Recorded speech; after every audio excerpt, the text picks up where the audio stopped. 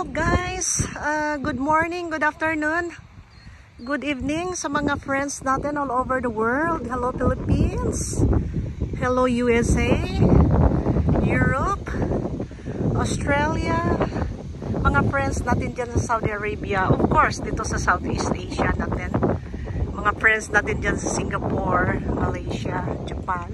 Kumusta na po kayo mga kababayan ko? Ito po yung friend dito sa may California. I-share ko lang ito guys kasi nandito ko sa lake ngayon. Ang tawag dito is Quarry Lake Regional Park. So dito po ako guys, nagdi-day camp ako dito kasi nakabakasyon po. And then i-share ko lang ang itsura ng mga lake dito. So tahimik ito siya nga lake guys. Ang bayad dito para mapasok ka, day parking. Walang campground dito guys. Hindi ka pwedeng mag-overnight. So ang bayad para makapark ng the whole day from I believe 6 o'clock to 10 p.m. So kailangan out naka before mag 10 o'clock.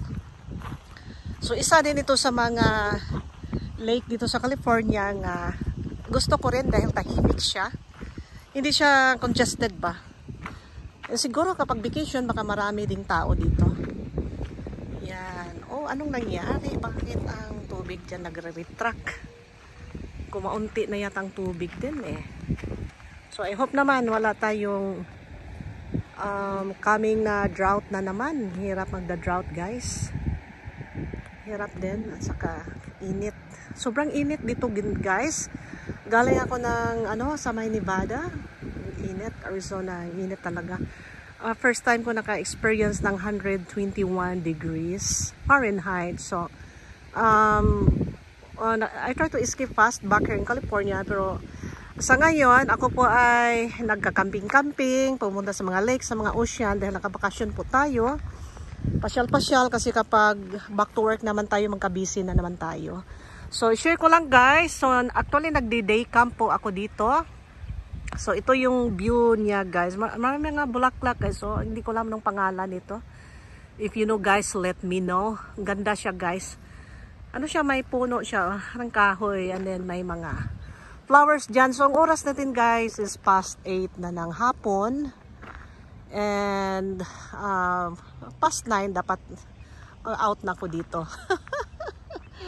Suppose, actually may area dito guys nga pwede kang mag-fishing. Pero ito nga area, hindi ka pwedeng mag-fish dito. Pero alam ko last time, may mga fishermen din doon. Doon sila banda. Kasi sa mga lakes kasi guys, hindi lahat ng area na yan ay mag-fishing ka. May designated area talaga for fishing. So, malinis siya guys, tahimik. Ang tubig tahimik, tapos yan, bundok-bundok, tapos maghahay ka dito, mga kahoy, tapos may mga table dyan, kung mag-barbecue ka dyan, magka-camping ka dyan. Yan, papunta yan sa parking lot nga area guys. Kita mo yung may dyan, bubong, yan siya kanina, yung may mga teenagers dyan parang nagpa-practice ng sayawan, nagda-drum, parang sinulog style ng kanilang mga sayaw. But anyway, nagpapahinga lang ako kasi may ginagawa akong mga computer works. So ngayon lang ako medyo lumabas din. Talagang ikot dito, nag-hike na rin. So malaki ito siyang area guys. This is actually in Fremont, California. Nasa northern part tayo ng California ngayon guys. So ang temperature dito cooler talaga. And then of course my favorite place is Bodega Bay. Ang temperature doon guys napakaganda. Nasa 60s lang siya, 70s. I don't think sumusobra yan ng 80s. So that's why kapag ganito nga time mainit, nag-i-escape ako doon. Kaya nagba-van life ako eh. Nag-i-escape ako doon kapag sobrang init. Timing din ng bakasyon ko. Alright. So dito guys, kita nyo, may pintuan dyan. So labas ka dyan. At saka dito yung mga mangingisda nakikita ko eh. Try natin bumaba dyan guys. Yan. Tapos may basurahan dyan. Tapos anong sinasabi dyan? Stop the spread of the quagga mussel. Ano ba yung quagga mussel? Parang ganyan, oh. I don't know. I'm not so familiar. Basta, kapag magbo-boating ka dito guys, kahit kayak, kahit paddleboard, sabi doon ng ranger, magpa-check up ka doon sa entrance. You have to declare na magpo-float ka ng dito yung boat mo. Kasi instricto sila dito guys. Ayaw nila yung ma-contaminate yung tubig nila, impossible. Pero minsan nakakalusot din minsan eh. Yan, may mga lakes din minsan nga sarado dahil may contamination sa tubig. So, kaya hindi ka basta-basta na lang dyan nga mag-float dyan sa paddleboard mo. You got to check with the ranger para ipa-check up yung boat mo na wala kang dalang bacteria na magko-contaminate dito sa tubig. So again guys, nandito yung mga paborito nating ibon.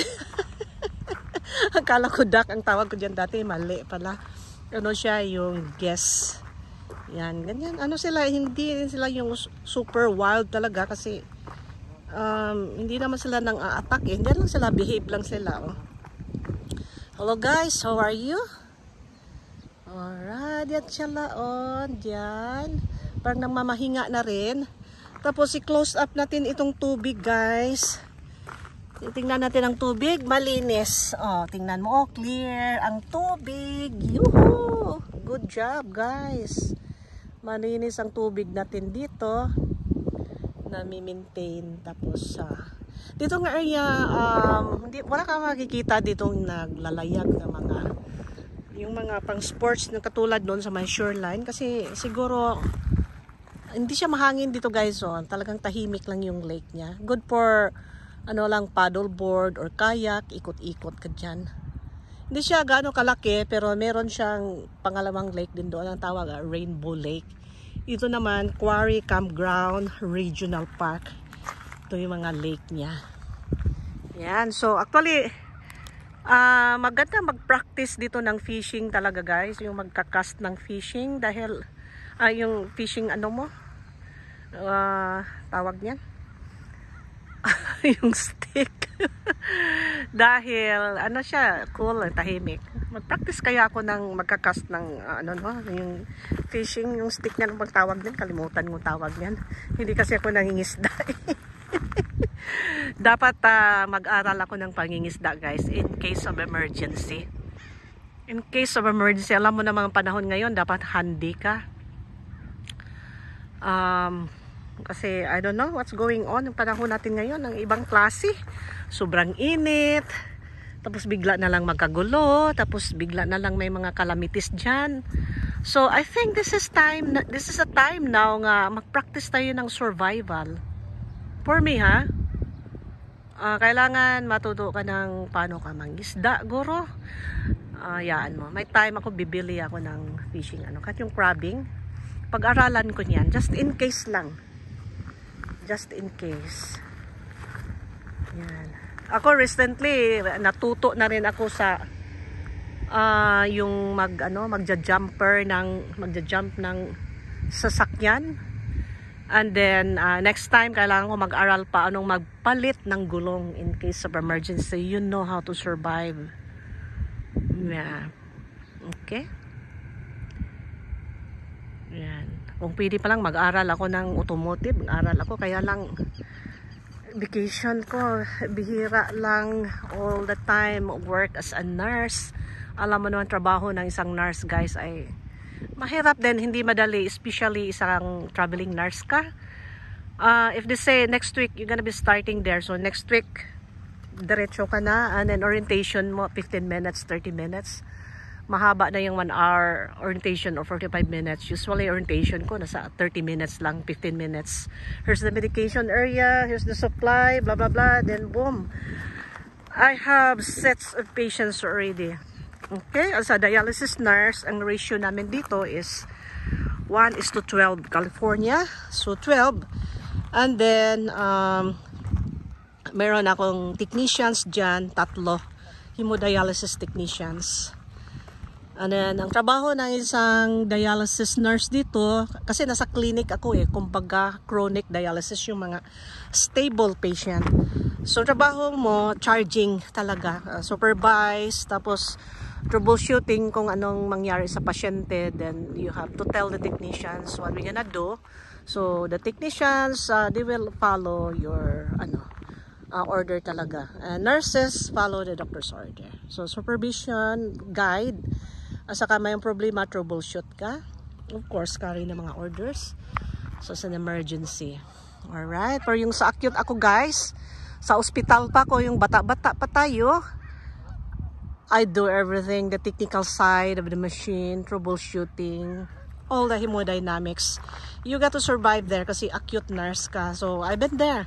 So, ngayon, medyo na tayo. Senior na tayo, pa-senior na. Hinay-hinay na tayo. I've been there, those heavy loaded hospitals, trauma center, big hospitals. During my younger years, I was there. Even Gulf War, I was there. So ngayon, slow down na po ako dahil medyo idara na tayo. Pa-senior na tayo. Give it to the young generations. Alright? So dito na lang tayo sa mga clinic, mga stable patients. Yan, and then sa acute talagang kuntudo ka doon. On calls, I'm burned out with on calls talaga guys. Kasi I've been there for many years. On calls sa acute dialysis. And then prior to that, I was an ICU nurse for many years. Trauma, cardiac, neuro, surgical, coronary. I was there, all kinds of ICU. So now, ganito na lang tayo. Slow down. Total, ang anak ko tapos naman sa college yan. And then, ito, bumili ako ng van at maglakwat siya dito sa Amerika. Bumili ako ng van para I can go wherever I wanna go. Freedom, guys, freedom. Importante. Of course, happiness. Kasi happy ako ditong nagpasyal-pasyal punta sa mga lakes, sa mga bundok, vlogging. Actually, itong vlogging ko ngayon is part of my hobby na rin And then, mukhang magandang matutong mag-fishing. Na-mention ko man lang. Kasi, you never know. Iba ng mundo ngayon. I think, kailangan natin matuto ng become handy. Kahit mga women tayo. What if kung wala tayong men dyan? So, kailangan matuto din tayo. For me especially nowadays yung pandemic, grabe yung pandemic. I learned to live in my van during the pandemic. Hindi ako umuwi ng bahay dahil takot kang magdala ng bacteria. So you gonna isolate yourself. So doon na kami sa mga parking lot ng hospitals, mga facility namin. And thanks God, natapos rin. So, yung mga halaman dito guys, brown siya. I don't know kung namatay yan. Pero brown siya guys, Kaya baka napatay na ito. Or ganyan talaga siya. Kasi guys, masyadong dry na dry. Kahit nandito ko sa Fremont, cooler ang temperature. Ang highest dito is something like 80s. Pero doon naman sa southern part, mainit din talaga doon. 90s, 100s. So, at least dito sa northern, it's cooler talaga. Alright, so akyat na ako guys. Kasi hinay-hinay na rin ako. Pabalik dito sa city. Actually, marapit na rin dito sa city guys Yan, nandun yung mga friends natin Dito lang yan sila. Yan, mga guests. Tapos akyat tayo dito guys. Punta natin sa parking lot. Kasi I start moving na. Alright. Ang gate dito guys, mag-close 10 o'clock. So, after that, hindi ka na makalabas dahil yung style ng yung gate nila, may tusok nga towards you So, kung bumilit kang lumabas, matusok yung gulong mo kasi yung style niyan, yung towards you, yung pa-exit. Yan. And then, hindi na makapasok kasi sinarado din. So, pili ka mag-exit pero bukas, pero ang sara naman yan yung metal nga pagtusok ng gulong. So ganon din, hindi ka na makalabas. So, sunset na tayo. Ang sunset ngayon naka-schedule ng 8:40. So, ang time natin around 8:30 na tayo. So, talagang pababa na yung sunset. So, papunta na ako sa parking lot, guys. Wala ko nakitang nangisda. Kasi hapon na rin guro. Wala ko nakitang nagbo-boating diyan. So, gano'n na lamang. Tahimik, guys. Iba pala kapag may edad ka na, no? Gusto mo na yung tahimik na environment. Hindi katulad ng youngers kapag gusto mo loud music. Gusto mo nasa big cities. Pero guys, kung may edad ka na, gusto mo ng tahimik, camping na tahimik, nasa mountain ka, gano'n. Nasa ocean. Iba na rin ang tripping mo eh. Okay guys, sinashare ko lang guys ang experience ko sa buhay. Dahil one way lang tayo eh, one way ticket lang tayo sa buhay natin eh. So, why not sharing, you know? Record your life. Sinasabi dito. Alcoholic beverages are prohibited. So, walang inuman dito guys except in the reserved picnic areas with permit. Yan. Hindi ka pwedeng maglasing-lasing dito guys. Magsisigaw-sigaw dyan. Huliin ka dyan at kulong. Kasi dito guys, gabi may mga ranger itong nagdi-duty eh. Ginagwardyahan nila yung make sure nga walang lumabag sa batas. Walang nang pipintik ng mga ibon dyan. Walang naglalagay ng boat dyan nga illegal, nga walang checking. So, gayon sila dito guys. Parang saan ka talaga kapag lumabag ka sa batas. Depende anong klaseng ano. So itong mga ganito guys, mga wild, itong mga flowers, lapitan natin. They're all over the place. I don't know nung pangalan nito guys, pero they are all over the place. Talaga. Ito yung makita mo yung mga mountains dito nga nag-yellow. Ang kulay, isa yan sila sa mga tumutubo. Tapos may bigla na rin tumutubo dyan. Yung parang orange nga, parang pink na ano. Tawag bulaklak. I appreciate guys, whatever bulaklak. Pero hindi ko lang alam ang mga pangalan nila. Ito guys, yan. Dito sa damo, bigla na lang siyang ano dyan. Nagbo-bloom dyan. Meron sila doon guys. Yan. So, balik na tayo sa parking lot. So, may mga tubig dyan guys. Yan. So, design talaga siya for day camping. So, mga tubig dyan libre. So, kung mag-van life ka, you get all your water down there. Kanina kumuha ako ng tubig panghugas. Panghugas ng plato. There we go guys. Look at the the parking lot. Kaunti lang sa laki ng parking lot. Yan. Tapos mamaya, wala ng tao dyan. Zero na ito kasi yung mga tao alis na eh.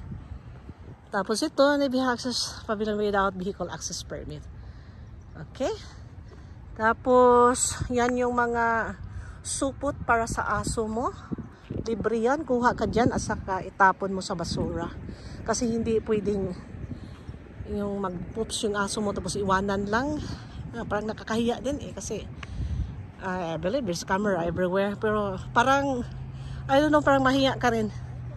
Kasi mga tao kasi dito pinupulot talaga dahil, you know, you have to follow. Yan. So, punta na ako doon guys sa sasakyan. May mga tao pa rin naglalakad kasi yung may mga bahay dito sa paligid guys eh. Kung maglakad ka, you can still get into the gate and out or no, kasi sasakyan man lang yan kasi yung gulong mo mabutasan kapag mag-out ka hapon, beyond time limit ng 10 o'clock. So, punta na ako dun sakyan guys. Ito yung halaman, ang klaseng halaman to. Brown ba talagang yan or talagang sa init? Kasi 85 degrees, mainit naman yan eh. Kahit tingnan mo yung mga parking lot dito guys, ganyan, walang mga tao. Tapos minsan, actually, ako mag-ingat ka talaga kasi may mga instances talaga nga mag-ingat ka. Katulad kahapon, dito may napansin ko may naghinto doon banda. Tapos yung nag-move ako, umalis din siya nag-move. And then, kumuha ako ng tubig dito. Yung ano na yan, yung maliit na ano dyan, bahay-bahay. Pumunta siya dyan. Pero parang may babae, may lalaki. So, ingat tayo guys sa mga human trafficking ha. Ingat tayo, especially dyan mga Filipinos dyan nga gustong mag-van life. Kailangan ahead ka sa time mo nga mag-isip. Okay? Balik ta rin natin ang isip natin. Tayo yung think nga, what if kung ikaw ang ano, sa utak ng mga yan, what do you think gawin? So ahead of the game tayo. Ingat ako, bundok na ocean dyan. Minsan ako lang magpapark yung sa side ng ocean, yung highway 1 na yan. Pero if I feel, gut feelings guys, if I feel nga hindi ka safe, get out. Tapos yung minsan nagka-camp ako somewhere, may mga maingay, mga middle age group eh. Sila 4, tapos may sasakyan biglang huminto, umalis. Bilis ang takbo, para yung mga, I don't know, they behave that. I don't like that kind of behavior. So, read their minds. Okay? So, yung mga Pilipinos dyan gustong mag-camper, kailangan malakas ang ano mo ha. Hindi lang titingnan mo yung tao mo sa paligid. Kailangan amuyin mo rin yun sila. You know what I mean. Kaya panahon ngayon guys, survival.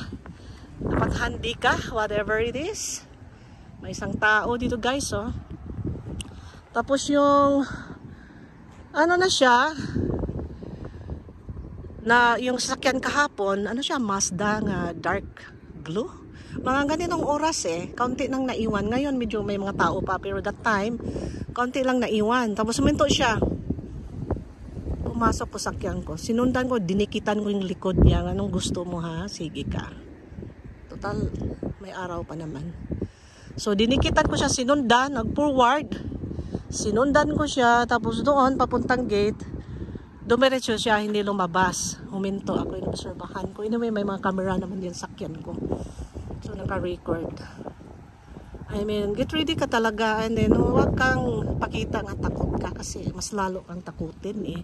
I don't know, bakit ganyan ako guys. Huwag mo nyo kung takot-takutin, kasi nakatatlong gira na rin ako, I don't care na. Kaya, huwag kayong mag-miss up ng kaya rin kayong i-miss up.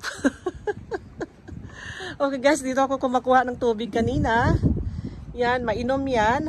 Cooler. Tapos dito ka kukuha ng tubig panghugas. Tapos nandyan yung restroom. Yan. Pambabae, lalaki.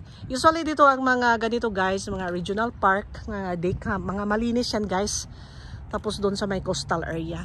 Malinis talaga yan. Tingnan mo yung parking lot. Oh, malinis. Ikaw na ang mahiya magdumi eh.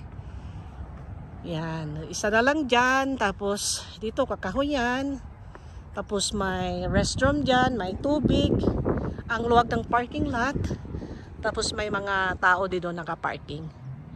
Okay guys, so sinishare ko lang yung larawan ng California, nating mga kababayan dyan.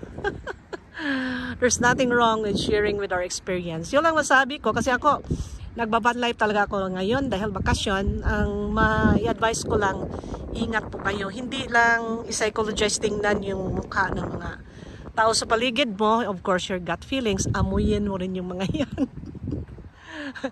Okay guys, so thank you for watching and see you again on my next vlog. And bye-bye you!